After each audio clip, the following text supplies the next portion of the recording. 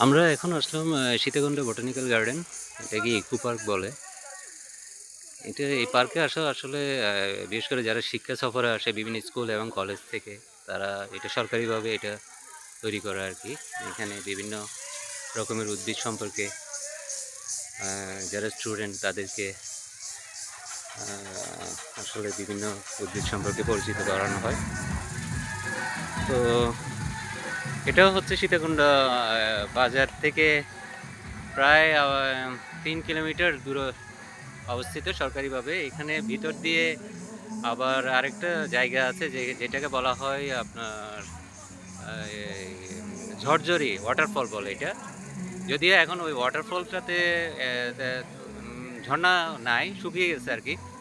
কিন্তু তো ওইটাও সুন্দর। ওইটা ঝরঝরি ওয়াটারফলটা এটা ট্রাভেলদের জন্য ওদের একটা মানে ট্রাভেলদের এটা তৈরি করা।